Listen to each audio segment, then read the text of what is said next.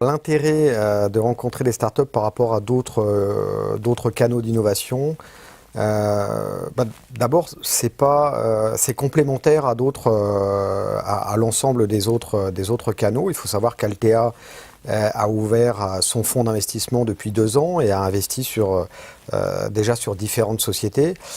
Ça permet finalement d'abord d'avoir un contact direct avec ces acteurs, d'avoir un échange pendant une demi-heure, de pouvoir les challenger, qu'ils puissent aussi nous challenger aussi, parce que je pense que c'est un vrai échange, de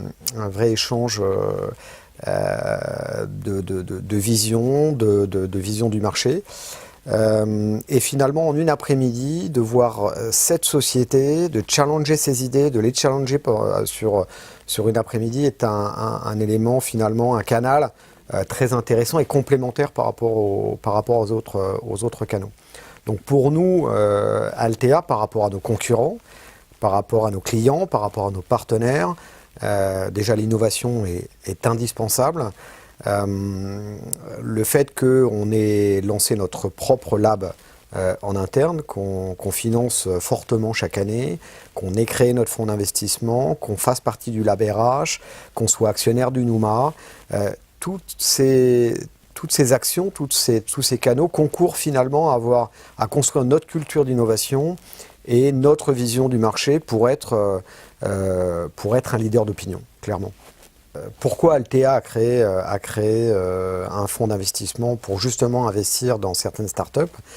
Ça s'est fait de façon très progressive.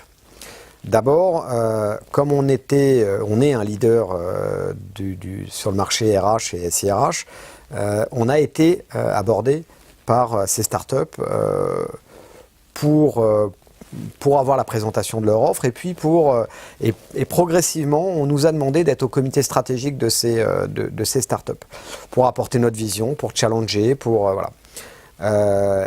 Après on s'est dit quand même être au comité stratégique de ces startups, évidemment c'est intéressant pour nous, pour eux, etc. On se voyait beaucoup plus être à ces comités stratégiques en étant en plus impliqués financièrement. Et rien de plus impliquant financièrement que de participer aux levées de fonds et d'être un actionnaire de ces sociétés. Et donc on se considère comme actionnaire actif dans ces sociétés. On n'est pas juste un actionnaire qui apportons des fonds, on est au comité stratégique, on les conseille, on ouvre notre réseau et on veut montrer à ces startups dans lesquelles on est investi qu'on n'est pas juste un apporteur de fonds, mais on apporte toute notre valeur ajoutée sur nos métiers de la RH, de la finance, des achats et de la supply chain.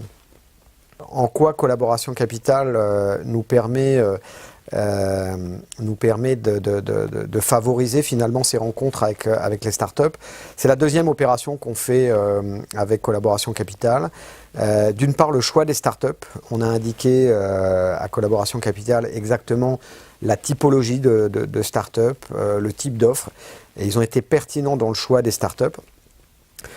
Et dans l'organisation, globalement, ça nous a pris très peu de temps, hein. L'organisation, c'est eux qui l'ont fait.